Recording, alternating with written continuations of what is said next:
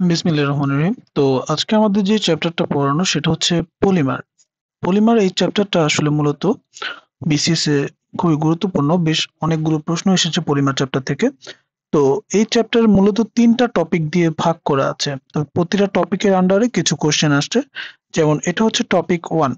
Topic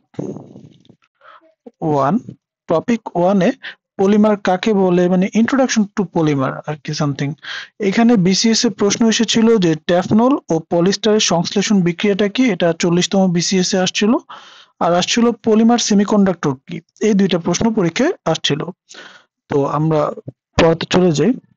এখানে প্রথম হচ্ছে, যখন কোনো উচ্চ তাপ বা চাপে একাধিক যৌগের অণু যদি একটা বৃহৎ অণু গঠন করে, হ্যাঁ, মানে অনেকগুলো ছোট ছোট অণু। পলিমার বলতে কি বোঝায়? পলি মানে বহু, মরস মানে হচ্ছে কি, মার শব্দ আসছে মরস থেকে।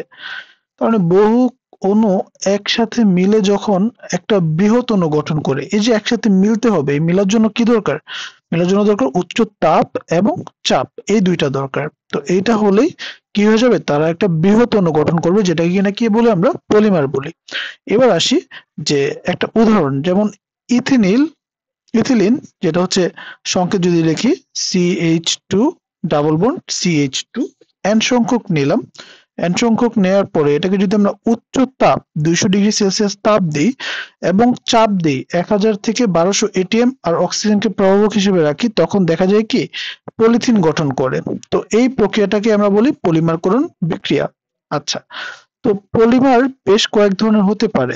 একটা হয় প্রাকৃতিক পলিমার, যেটাকে কিনা কি আমরা প্রকৃতিতে পাই, যেমন পাট একটা পলিমার, সুতা একটা polymer, silk polymer, rubber polymer. আর আরেকটা আছে কৃত্রিম পলিমার, যেটা কিনা কি আমরা ল্যাবে তৈরি করি, যেমন polythene, nylon, bakelite, resin, PVC, polyvinyl chloride যেটা। তো এগুলোর দেখা যায় বিভিন্ন সময় বিভিন্ন কাজ থাকে। এই যে কৃত্রিম ভাবে তৈরি করি পলিমার গুলো, এই পলিমার গুলো আমরা বিভিন্ন কাজে লাগাই। আবার প্রাকৃতিকভাবে উৎপাদিত পলিমার গুলোকেও আমরা কি করতে পারি, বিভিন্ন কাজে লাগাতে পারি। আচ্ছা, এবার আসি যে পরীক্ষায় আরেকটা কমন প্রশ্ন আসে, সেটা হচ্ছে পলিমার সেমিকন্ডাক্টর কি। পলিমার সেমিকন্ডাক্টর কি? আচ্ছা, তো পলিমার সেমিকন্ডাক্টর জিনিসটা কি সেটা বোঝার জন্য আমাদেরকে একটু একটা জিনিস খেয়াল করতে হবে।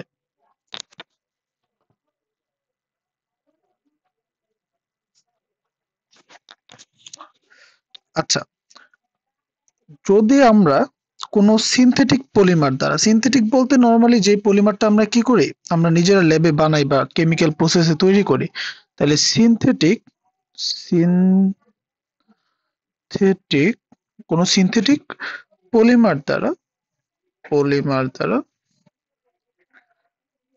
কোনো সিনথেটিক পলিমার দ্বারা যেসব পলিমার তৈরি করা হয়, যে সকল পলিমার পলিমার তৈরি করা হয় তৈরি করা হয় তাদেরকে আমরা বলি পলিমার সেমিকন্ডাক্টর। কিন্তু সেটা কি হতে হবে, অর্ধপরিবাহী হতে হবে। তার মানে সিনথেটিক পলিমার দ্বারা যে সকল পলিমার তৈরি করা হয়, যেটা কি নাকি অর্ধ পরিবাহী পরিবাহী এই অর্ধ পরিবাহী যে সকল সেমিকন্ডাক্টর আমরা তৈরি করি, তাদেরকে আমরা বলি কি, পলিমার পলিমার সেমিকন্ডাক্টর সেমিকন্ডাক্টর। তো বিশেষ পরীক্ষার প্রশ্ন আসছিল পলিমার সেমিকন্ডাক্টর কি, আমরা এক কথায় সংজ্ঞা দিয়ে দিয়েছি। যেমন উদাহরণ হিসেবে, ফর এক্সাম্পল, যেমন যেমন এলইডি, ট্রানজিস্টর ট্রানজিস্টর এগুলো হচ্ছে কি পলিমার সেমিকন্ডাক্টরের উদাহরণ। এখন আসি যে এর বৈশিষ্ট্য কি। এই পলিমার সেমিকন্ডাক্টরের বৈশিষ্ট্যটা কি, এটা তো জানা লাগবে। যে এর বৈশিষ্ট্য বৈশিষ্ট্য ওকে, তো এর বৈশিষ্ট্যের মধ্যে কি আছে, এটি এক ধরনের প্লাস্টিক বস্তু যা ডোপিং এর মাধ্যমে ইনসুলেটর থেকে সেমিকন্ডাক্টরে পরিণত হয়। ডোপিং করা বলতে ডোপিং এর মাধ্যমে ডোপিং ডোপিং এই যে ডোপিং জিনিসটা, ডোপিং আসলে একটা হচ্ছে কি, একটা জিনিসকে, বিশুদ্ধ জিনিসকে একটু অবিশুদ্ধকরণ। অবিশুদ্ধ করি এই কারণে যাতে ইলেকট্রন ফ্লো হতে পারে। এটা নিয়ে একটা চ্যাপ্টার যদি থাকে তখন একটু ডিটেলসে ব্যাখ্যা করা যায়। জাস্ট এইটুকু মনে করা যে আমরা কি করি, আমরা আহ, একটা ধরুন পানি একটা নর্মাল স্ট্রাকচার আছে, আমি যদি এতে লবণ মিশাই তখন কি এটা বিদ্যুৎ পরিবহন শুরু করে। তেমনি ভাবে ডোপিং মানে কি কোনো একটা যৌগর যে কম্পাউন্ড আছে সেই কম্পাউন্ডে আমি যদি সামথিং কিছু চেঞ্জ আনি, হয়তো একটা ইলেকট্রন সরায় নিলাম বা একটা ইলেকট্রন ঘাটতি তৈরি করলাম বা প্রোটনের আধিক্য বাড়ালাম, তখন এই যে একটা বা আমি কি করলাম, আমি একটা নতুন একটা বস্তু ইন্ট্রোডিউস করলাম, ঠিক আছে? তো এগুলাকে ইন্ট্রোডিউস করার মাধ্যমে আমরা কি করি, আমরা সেখানে একটা তড়িৎ পরিবহন বাড়াই বা তড়িৎ পরিবহনের ব্যাপারটা আনি অপরিবাহীর ক্ষেত্রে। তো এই যে তড়িৎ পরিবহনের ব্যাপারটা তখন তত বেশি তড়িৎ পরিবহন করে না, তো যে অল্প একটু করে, এই জন্য তাকে আমরা বলি অর্ধ পরিবাহী। তো ডোপিং এর মাধ্যমে আমরা কি করি, সেমিকন্ডাক্টরে পরিণত করি বা অর্ধ পরিবাহীতে পরিণত করি, ঠিক আছে? এরপরে আরেকটা বিষয় হচ্ছে কি, এটি তৈরি করা তুলনামূলক সহজ, কেননা প্রিন্ট করে এগুলাকে তৈরি করা যায়। তো এর একটা বৈশিষ্ট্য কি, এটা প্রিন্ট করে তৈরি করা যায়, প্রিন্ট করে তৈরি করা যায়, তৈরি করা যায়। আচ্ছা, 3 নাম্বার আরেকটা পয়েন্ট, এদের সহজে বাঁকানো যায়, ফ্লেক্সিবল। ফ্লেক্সিবল, তো ফ্লেক্সিবল হলে কি হয়, এদেরকে যে কোনো আকার দেয়া যায়, আকার আকার বা আকৃতি দেয়া দেওয়া যায়। ওকে, তো এটা গেল পলিমার সেমিকন্ডাক্টর কি আর তার বৈশিষ্ট্য কি। এখন আসে যে প্রাকৃতিক পলিমার আর সিনথেটিক বা কৃত্রিম পলিমারের মধ্যে পার্থক্যটা কি। প্রাকৃতিক পলিমার কম টেকসই আর সিনথেটিক পলিমার গুলো বেশি টেকসই। প্রাকৃতিক পলিমারের গলনাঙ্ক আর স্ফুটনাঙ্ক কম থাকে, আর সিনথেটিক পলিমার বা কৃত্রিম পলিমারের গলনাঙ্ক বা স্ফুটনাঙ্ক বেশি থাকে। এই গলনাঙ্ক স্ফুটনাঙ্ক বেশি কারণ কি, এর কারণটা না গিয়ে আগে এইটা বোঝা যায় গলনাঙ্ক আর স্ফুটনাঙ্ক জিনিসটা কি। যেই তাপমাত্রায় কোনো একটা বস্তু গলতে শুরু করে সেটাকে বলে বস্তুর গলনাঙ্ক, আর যে তাপমাত্রায় এটা ফুটতে শুরু করে তাকে আমরা বলি কি, এটার স্ফুটনাঙ্ক। আচ্ছা, এবার আসি বিসিএস এ আসা আরেকটা প্রশ্ন, সেটা হচ্ছে টেফনল ও পলিস্টারের সংশ্লেষণ পদ্ধতি বর্ণনা করো।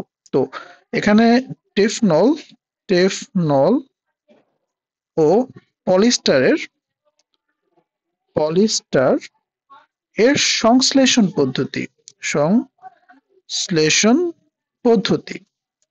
আচ্ছা, তো এই ব্যাপারে আমাদের এই ধরনের প্রশ্ন আসলে, কোনো সংশ্লেষণ পদ্ধতি যদি আসে, আমরা ট্রাই করব একটা রাসায়নিক বিক্রিয়া দেখানো, যে এটা কিভাবে হয় সেই বিক্রিয়াটা দেখানো।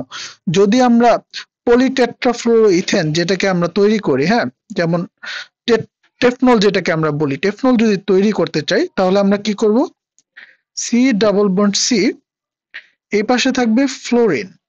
এখানে তো আমরা নর্মালি হাইড্রোজেন থাকতো ইথিনের ক্ষেত্রে তো এটা হচ্ছে টেট্রাফ্লোরোইথিন।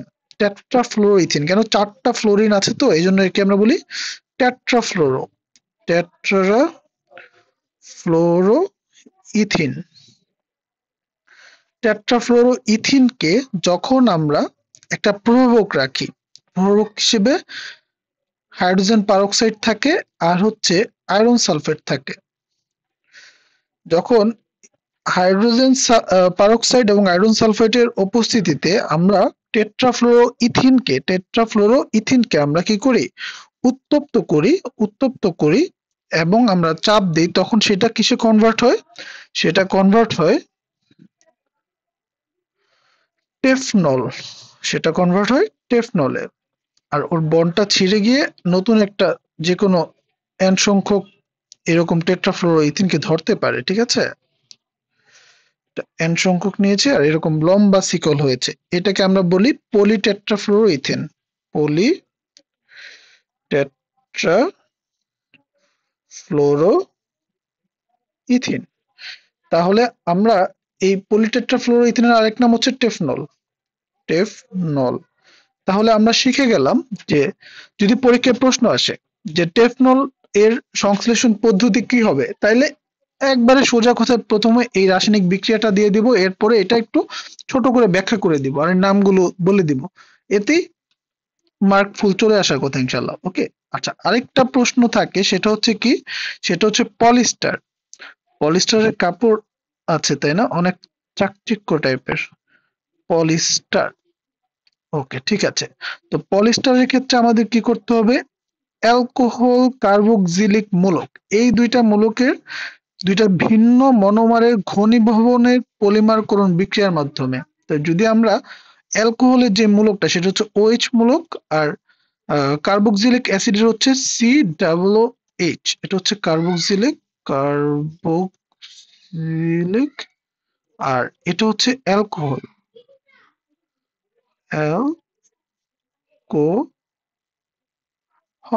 অ্যালকোহল। তো আমরা কি করব, আমরা হচ্ছে n সংখ্যক, একটা সেকেন্ড, OH, OH, আর এটা একটা আর, আর বলতে এখানে কি বোঝাচ্ছে? আর বলতে আমরা জানি ওই যে কার্বন শিকলটা যেটা, ঠিক আছে। আচ্ছা, তো এইটার সাথে আমরা যখন বিক্রিয়া করাবো n সংখ্যক H ডাবল ও H ও ও ও আর আবার সি ও ও এইচ, এই জিনিসটাকে কিন্তু এটা লেখা হয় আর কি, ঠিক আছে। আচ্ছা, যখন আমরা বিক্রিয়া করাবো তখন বিক্রিয়ার ফলে উৎপন্ন হবে কি? উৎপন্ন হবে পলিস্টার। পলিস্টার কিভাবে উৎপন্ন হয়? পলিস্টারের সংকেতটা হচ্ছে এইচ, এইচ ও আর ও, আমাদের বন্ড আছে, সি ও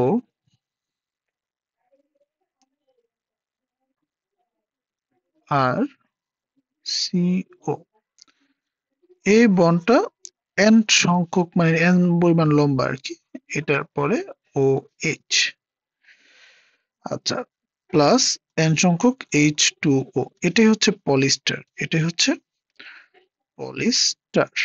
আচ্ছা, তো যদি পলিস্টারের বিক্রিয়া আসে তখন আমরা সংক্ষেপে যখন বলবো যে অ্যালকোহল মূলক আর কার্বক্সিলিক মূলককে আমরা তাপ চাপের মাধ্যমে বিক্রিয়া করি বা পলিমারকরণ বিক্রিয়া করে আমরা পলিস্টার উৎপাদন করি, তখন আমরা অ্যালকোহল মূলকের এই সংকেতটা আহ, দিয়ে দিব দুইটা ভিন্ন মনোমার, যেটা এই মনোমার আর এটা কার্বক্সিলিক মূলকের মনোমার। আর এটাকে যখন আমরা প্রসেস করেছি, পলিমারকরণ বিক্রিয়া করেছি, তাপ চাপ দিয়েছি, তখন এটা পলিস্টারে কনভার্ট হয়েছে, পলিস্টার, ঠিক আছে, পলিস্টারে কনভার্ট হয়েছে। তো এই বিক্রিয়াটা দিয়ে দেওয়া যাবে। তো এটাই ছিল হচ্ছে টপিক 1 এর বিষয়। এবার আসি আমরা টপিক 2 তে। টপিক 2, তো টপিক 2 তে তন্তু নিয়ে অনেক কথা বলা আছে। তন্তু, তন্তু। তো এই তন্তু নিয়ে যদিও বিসিএস এ এখন পর্যন্ত কোনো প্রশ্ন আসে নাই, তো আমরা চেষ্টা করব হালকা করে, এটা অত বেশি ডিপে না যাওয়া, যেহেতু এটা অত বেশি একবারও এখান থেকে প্রশ্ন আসে নাই, ঠিক আছে। তো তন্তু কি? তন্তু হচ্ছে যাকে আমরা জানি ফাইবার বা সুতা, এগুলো কিন্তু আমরা তন্তু বলি তাই না? তো এগুলো তো তন্তু। তো তন্তু হচ্ছে কি, যেসব আঁশ দিয়ে, যে সকল আঁশ দিয়ে বয়ন শিল্পে, বয়ন শিল্পে, শিল্পে যে সকল আঁশ দিয়ে, যে সকল আঁশ দিয়ে,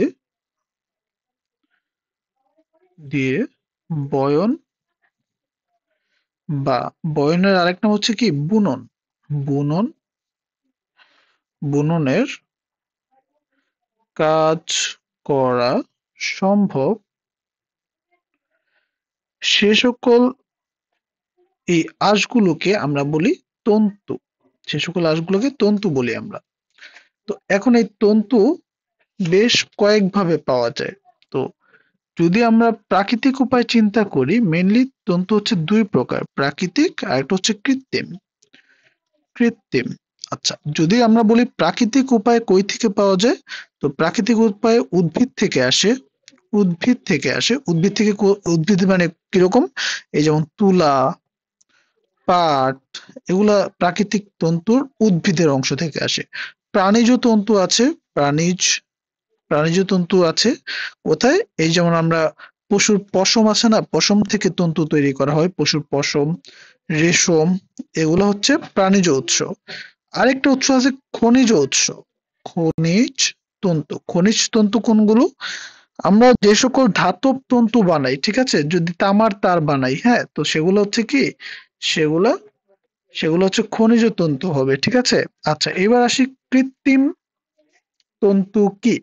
কৃত্রিম তন্তু আমরা দুই ভাবে তৈরি করি, একটা সেলুলোজিক, সেলুলোজ থাকে, সেলুলোজ, সেলুলোজিক, আর একটা হচ্ছে নন সেলুলোজিক, এখানে সেলুলোজ থাকে না, নন সেলু নন সেলুলোজিক। আচ্ছা, এখানে এই সেলুলোজিক তন্তুগুলা আর নন সেলুলোজিক তন্তুগুলার মধ্যে আবার কিছু পার্থক্য আছে।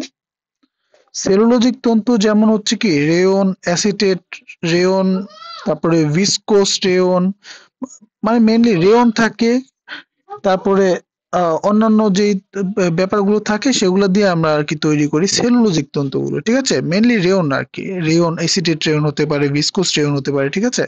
আর নন সেলুলোজিক যেগুলা সেগুলো হচ্ছে কি কৃত্রিম তন্তু। এই তন্তুগুলো সেলুলোজ থেকে তৈরি হয় না, এগুলা বিভিন্ন পদার্থের রাসায়নিক ক্রিয়া বিক্রিয়ার মাধ্যমে তৈরি করি, যেমন নাইলন, পলিস্টার, পলিপ্রোপিন, ঠিক আছে, ডেক্রন, এগুলো হচ্ছে নন সেলুলোজিক, ঠিক আছে।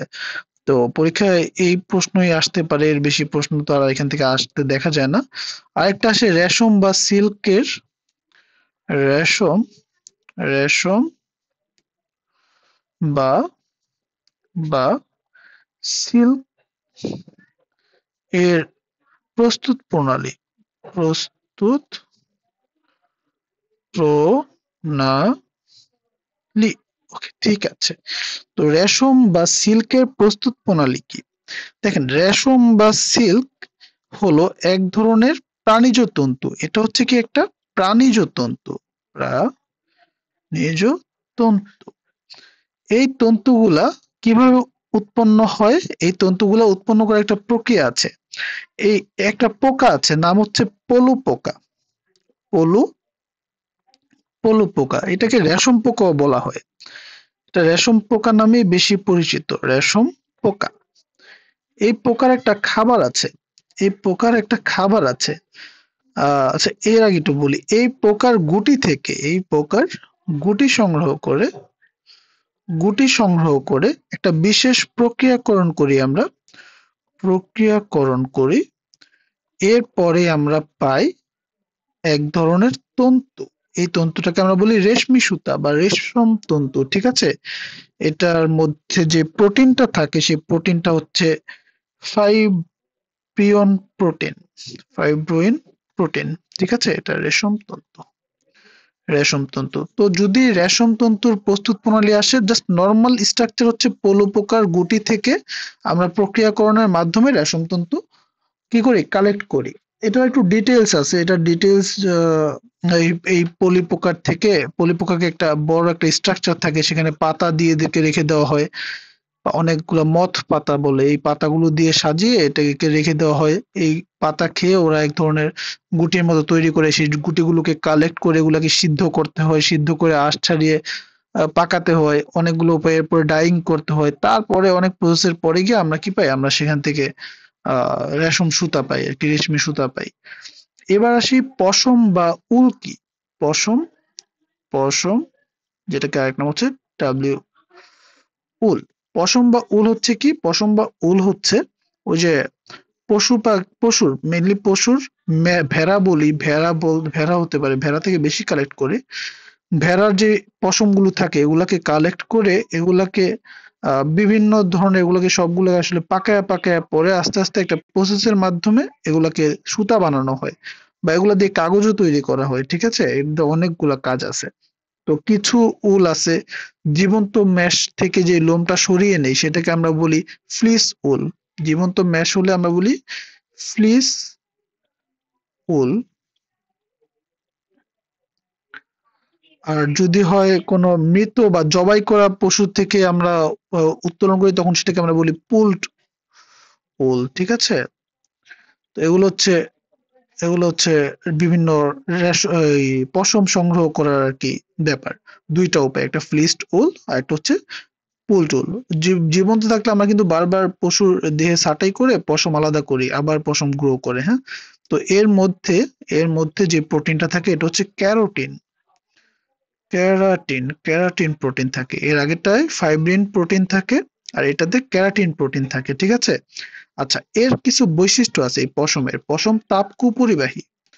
তাপ কুপরিবাহী। কুপরিবাহী।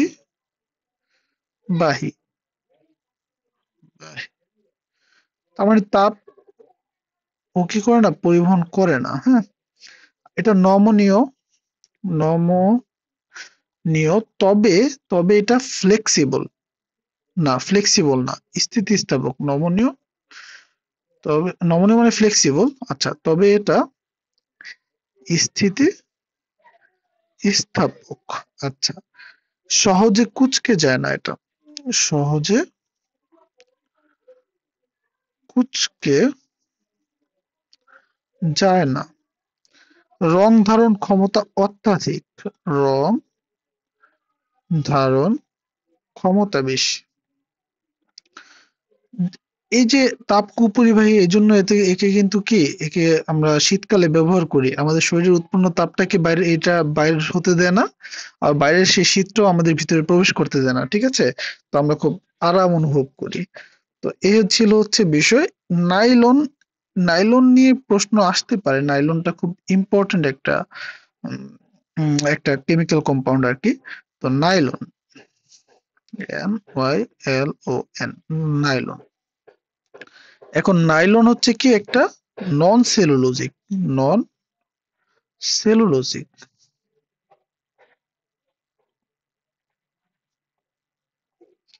নন সেলুলোজিক কৃত্রিম তন্তু। কৃত্রিম তন্তু আসতে পারে। এর গঠন, এর বিক্রিয়া কি, ঠিক আছে। এটা বিক্রিয়া লেখো তো। এটার বিক্রিয়াটা আসলে জানা দরকার, এটা বিক্রিয়াটা ইম্পর্টেন্ট। তো যদি আসে নাইলনের উৎপাদন প্রক্রিয়াটা কিরকম, তো তখন অ্যাডিপিক অ্যাসিডের সাথে যদি হচ্ছে আমরা হেক্সামিথিলিন ডায়ামিনকে বিক্রিয়া করি, হেক্সামিথিলিন ডায়ামিন, ঠিক আছে। তো এই যে একটা, দুইটা, তিনটা, চারটা, পাঁচটা, ছয়টা হেক্সা। ওকে, ঠিক আছে। হেক্সামিথিলিন ডাইঅ্যামিন, দুইটা অ্যামিন আছে এখানে। এটার সাথে আমরা যদি অ্যালিফিক অ্যাসিডকে বিক্রিয়া করাই, COOH মূলক আছে, অ্যালিপিক অ্যাসিড 1, 2, 3, 4। আচ্ছা, তো যখন বিক্রিয়া করাবো তখন হচ্ছে কি হবে, তখন হচ্ছে আমাদের নাইলন উৎপন্ন হবে। নাইলন 6, ঠিক আছে। তো এই পাশে CO বন্ড থাকবে, এখানে CO বন্ড, এখানে NH বন্ড, এখানে NH বন্ড থাকবে। তো এটা একটু আমাদের হিসাব করে সুন্দর করে লিখতে হবে। 1, 2, 3, 4, 5, 6, 7, 8, 9, 10, 11, এই 12। তো 12-র মাঝখানে 6 যদি আসে, এই 6-এ একটা হচ্ছে NH মূলক আছে। তো এইভাবে করে আমাদের এটা মনে রাখতে হবে, ঠিক আছে। নাইলন 6 উৎপন্ন হওয়া আর কি। আচ্ছা, এবার আসি যে নাইলনের পরে তন্তু বা সুতা তৈরির প্রক্রিয়াটা বর্ণনা করো। তন্তু বা সুতা তৈরির প্রক্রিয়াটা যদি আসে, তো ধাপগুলো ধাপে ধাপে লিখতে হবে। একটা হচ্ছে সবার প্রথম আসে যে তন্তু বা সুতা তৈরি। তন্তু বা সুতা তৈরি। সুতা তৈরি। তন্তু বা সুতা তৈরির ক্ষেত্রে আমাদের প্রথম হয় কি, আমাদের তন্তু সংগ্রহ করতে হয়। প্রথম হচ্ছে সংগ্রহ। তো প্রথম সংগ্রহ করতে হয় কি, তুলা গাছের বেলায় আমরা কার্পাস গাছ থেকে তুলা সংগ্রহ করি, বীজ আলাদা করি, তুলা সংগ্রহ করি, তুলা সংগ্রহ করি, সংগ্রহ। তারপরে হচ্ছে আমরা পাট জাতীয় বেলায় বাকল সংগ্রহ করি, পাটের বাকল, ঠিক আছে। তারপর প্রাণীজের ক্ষেত্রে আমরা সেই প্রাণীজর যে পশম সংগ্রহ করি, পশম সংগ্রহ করি। তো এগুলো আমরা সংগ্রহ করার পর দ্বিতীয় আমাদের একটা ধাপে যেতে হয়, সেটা হচ্ছে কি সুতা কাটা। সুতা কাটা। এই সুতা কাটার মধ্যে বেশ কয়েকটা পার্ট আছে। সুতা কাটা, সুতা সংগ্রহের পরে, সুতা বা তন্তু সংগ্রহের পরে আমরা যে স্পিন মিলে দেই, তখন সুতা কাটা হয়, তখন তন্তু থেকে সুতা কাটা হয়। এগুলাকে স্পিন মিলে দিলে, এগুলাকে স্পিন মিল, স্পিন মিলে দিলে আমাদের সেখান থেকে সুতা কাটা হয়। তো এই সুতা কাটার বেশ কিছু পদ্ধতি আছে। একটা হচ্ছে ব্লেন্ডিং, ব্লেন্ডিং ও মিক্সিং, মিক্সিং, তারপরে তারপরে কার্ডিং, কার্ডিং ও কম্বিং, কম্বিং, ঠিক আছে? তো এই ব্লেন্ডিং এন্ড মিক্সিং জিনিসটা কি? কারখানায় ব্লেন্ডিং রুমে, কারখানায় ব্লেন্ডিং যে রুম থাকে সেই ব্লেন্ডিং রুমে এই তন্তু বা সুতার যে বেল্ট আছে না, বা গার্ড যেটাকে বলি, একটা বিশেষ যন্ত্রের মাধ্যমে কেটে ছোট ছোট টুকরা করা হয়। যেখানে ছোট ছোট গুচ্ছে পরিণত করতে হয়, গুচ্ছে পরিণত করতে হয়। তো যখন ছোট ছোট গুচ্ছ পরিণত করে, এই সময় এই ওই তুলার যে গাঁটটা বা তুলার যে বেল, সেই বেলের মধ্যে থাকা যে বীজ, পাতার অংশ, ময়লা কিছু কিছু থাকে, হ্যাঁ, এগুলা কি হয়, এগুলো আস্তে আস্তে দূর হয়ে যায়, এগুলা দূর হয়ে যায়। এবং তারপরে এই বিভিন্ন রকম তুলার একটা মিশ্রণ করে, আমরা তো আসলে 100% কটন দেই না, মাঝে মাঝে পার্সেন্টেজ ভেরি হয়, তো সেখানে একটা মিক্সিং হয়। তো এই ফার্স্ট পার্টটা হয়ে যায় ব্লেন্ডিং এন্ড মিক্সিং। আরেকটা হচ্ছে কার্ডিং এন্ড কম্বিং, বা কার্ডিং এন্ড কম্বিং বলি আর কি, CRDNG, কার্ডিং। আচ্ছা, কার্ডিং এন্ড কম্বিং হলো সুতা কাটার দ্বিতীয় ধাপ। এই সুতা কাটার প্রথম ধাপ এটা, এটা হচ্ছে দ্বিতীয় ধাপ। এই ধাপে আমরা কি করি, তুলা, লিনেন, পশম ইত্যাদি তন্তুর ক্ষেত্রে কার্ডিং আর কম্বিংটা করি। হ্যাঁ, কোন কোন ক্ষেত্রে? তুলা, তুলা, তারপরে যদি হয় এটা লিনেন, লিনেন কাপড় আছে খুবই মসৃণ, আর পশম, এই ক্ষেত্রে আমরা কি করি, কার্ডিং এন্ড কম্বিং করি। তন্তুর বৈশিষ্ট্য ও দৈর্ঘ্যভেদে কার্ডিং এন্ড কম্বিং প্রক্রিয়া এবং এ কাজে ব্যবহৃত যন্ত্র ঠিক করা হয়, কোনটা কতটুকু লম্বা বা কোনটা, সেটার অনুযায়ী আর কি। তো কার্ডিং করলে তন্তু থেকে ধুলাবালি এবং অনুপযোগী যেই ছোট ছোট ময়লা থাকে, সেই ময়লাগুলো দ্রুত মানে দূর হয়ে যায়। সকল তন্তুর জন্য কম্বিং করার প্রয়োজন না। মিহি মসৃণ সুতা তৈরি করার জন্য কম্বিং এর প্রয়োজন। যেমন লিনেন তো খুবই মিহি করে বানাই, তো সেই জন্য কম্বিং এর প্রয়োজন, ঠিক আছে? আচ্ছা, এই যে লিনেনের সময় আমরা কম্বিংটা করি, এটাকে হেলকিং ও বলা হয়। এটার আরেক নাম হচ্ছে হেলকিং, হেলকিং, হেলকিং করি আমরা, ঠিক আছে? আচ্ছা, এবার আসি স্পিনিং কি, একটা বিষয়, স্পিনিং।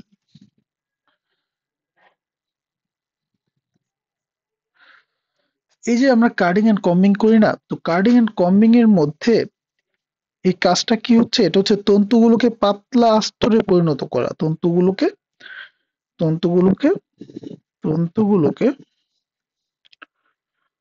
পাতলা আস্তরে পরিণত করা হয়, আস্তরে পরিণত করা হয়।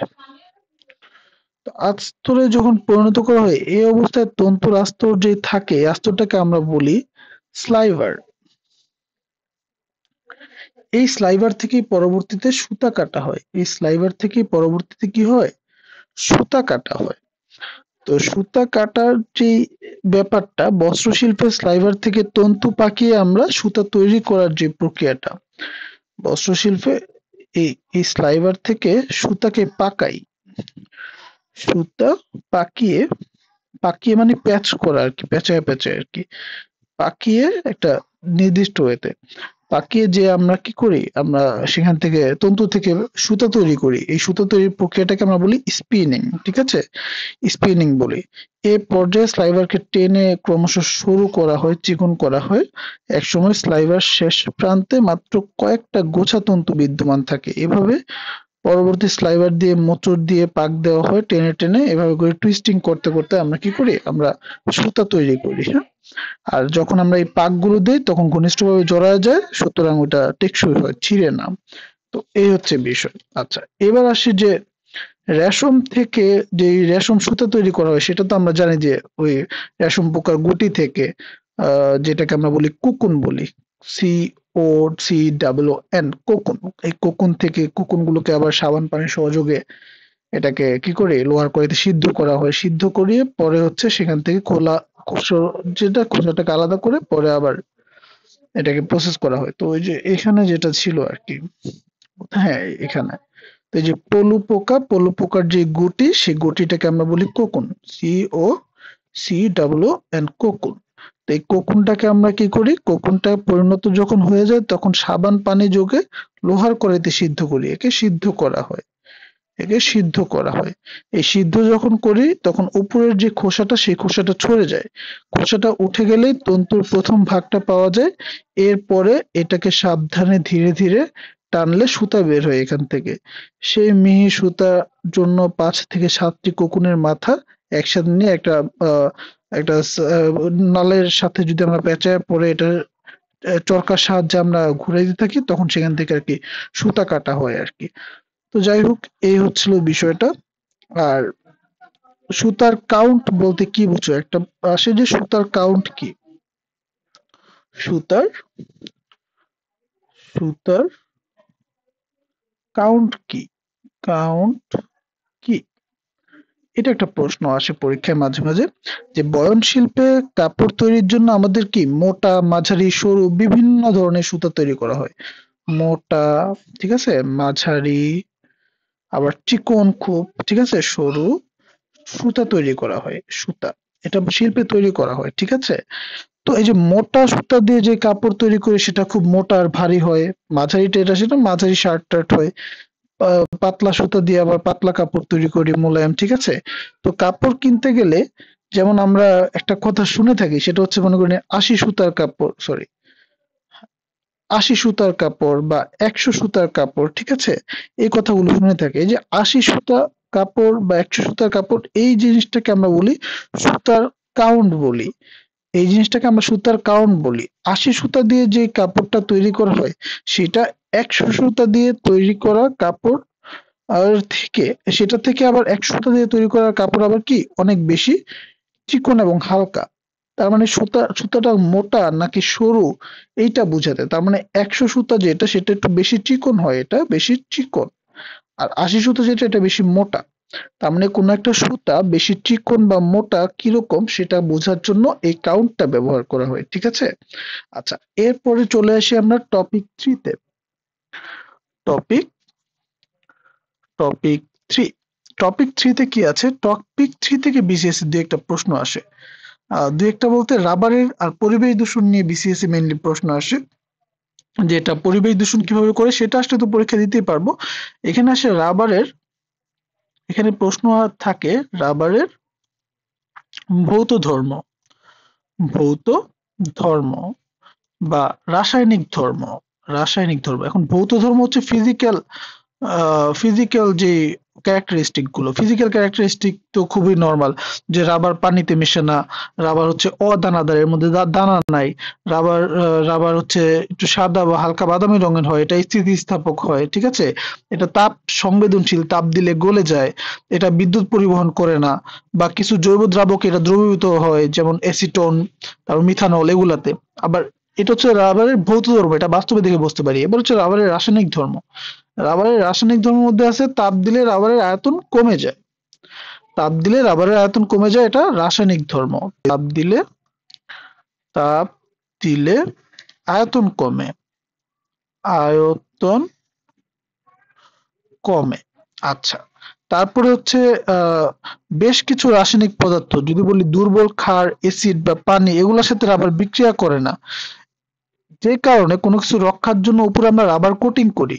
রাবার কোটিং, এটা কেন করি, কেন এগুলা অ্যাসিডের সাথে, অ্যাসিড মানে লঘু অ্যাসিড, ঠিক আছে, লঘু অ্যাসিড, তারপর লঘু ক্ষার বা পানি এর সাথে বিক্রিয়া করে না।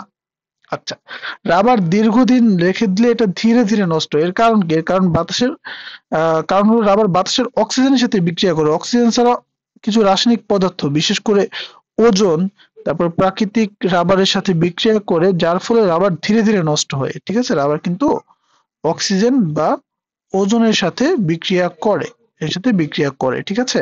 তো এই কারণে রাবার ধীরে ধীরে নষ্ট হয়। তো রাবারের ভৌত ধর্ম এবং রাসায়নিক ধর্ম দুইটা বুঝে গেলাম। তেমনি ভাবে প্লাস্টিকের ভৌত এবং রাসায়নিক ধর্ম রয়েছে, এটা নর্মাল। কিন্তু এর পরে একটা ইম্পর্টেন্ট জিনিস আছে, সেটা হচ্ছে প্লাস্টিকের প্রকারভেদ। প্লাস্টিকের প্রকারভেদ প্লাস্টিকের প্রকারভেদটা ইম্পর্টেন্ট, এটা পরীক্ষায় আসে। প্লাস্টিকের প্রকারভেদ, ঠিক আছে। প্লাস্টিক দুই ধরনের, একটা এটাকে বলি থার্মোপ্লাস্টিক, একটাকে বলি থার্মোপ্লাস্টিক, আরেকটা আছে সেটাকে আমরা বলি থার্মোসেটিং প্লাস্টিক। আচ্ছা, থার্মোপ্লাস্টিক কি আর থার্মোসেটিং প্লাস্টিকটা কি? যে সকল প্লাস্টিককে তাপ দিলে নরম হয়ে যায় এবং গলিত প্লাস্টিককে ঠান্ডা করলে শক্ত হয়ে যায়। কি বলছে? যে তাপ দিলে নরম হয় ও গলিত প্লাস্টিক ঠান্ডা করলে শক্ত হয়। যেমন আমরা যদি পলিথিন বলি, পলিথিন, পিভিসি, প্লাস্টিকের কাপড়, পিভিসি, পলিথিন, এগুলো দেখবেন একবার যদি পড়েন খুব শক্ত হয়ে যায়, তাই না? পলিথিন, তারপর প্লাস্টিকের কাপড়, এরা এই তাপ দিলে নরম হয়, ঠান্ডা করলে আবার শক্ত হয় গলিত প্লাস্টিকটাকে। এদেরকে আমরা বলি, বাচ্চাদের খেলনা, এদেরকে আমরা বলি থার্মোপ্লাস্টিক। আর থার্মোসেটিং প্লাস্টিক, এটা ভেরি ইম্পর্টেন্ট। কেন থার্মোসেটিং প্লাস্টিকটা ইম্পর্টেন্ট? এর কারণ হচ্ছে এই সকল প্লাস্টিক তাপ দিলে নরম হয় না, বরং পুড়ে শক্ত হয়ে যায়। এরা তাপে নরম হয় না, নরম হয় না, বরং বরং পুড়ে পুড়ে শক্ত হয়ে যায়। এদের একবার এর বেশি ছাঁচে ফেলে নির্দিষ্ট আকার দেয়া যায় না। একবারের বেশি ছাঁচে ফেলে ফেলে আকৃতি দেয়া যায় না। এই ধরনের প্লাস্টিককে আমরা বলি থার্মোসেটিং প্লাস্টিক। যেমন বাকেলাইট, বাকেলাইট, মেলামাইন, হ্যাঁ। তারপরে ফ্রাইং প্যানের যে হাতল থাকে না, সেই হাতলটা কিন্তু আসলে কি, ওইটা ওইটা সহজে গলে না, হ্যাঁ, ওইটা গলে না, এই জন্য আমরা ফ্রাইং প্যান ইউজ করতে পারি। তো এগুলো হচ্ছে থার্মোসেটিং প্লাস্টিক, এগুলোর ব্যবহার কিন্তু অনেক বেশি গুরুত্বপূর্ণ। আর পরীক্ষায় নর্মালি প্রশ্ন আসে যে প্লাস্টিক আসলে কি জন্য আমাদের প্রকৃতির জন্য খারাপ। প্রাকৃতিক জন্য তো খারাপ, এগুলো পচে না, এগুলো দীর্ঘদিন থেকে আসলে প্রাণীর বিভিন্ন ক্ষতি করে, শরীরের দেহের ভিতরে গেলে ক্যান্সার সৃষ্টি করে, এই কারণে শেষ নাই, ঠিক আছে। তো পরীক্ষা যদি আসে এগুলা অনেকগুলো লেখা যাবে আর কি। তো এই পর্যন্তই আজকে, ধন্যবাদ।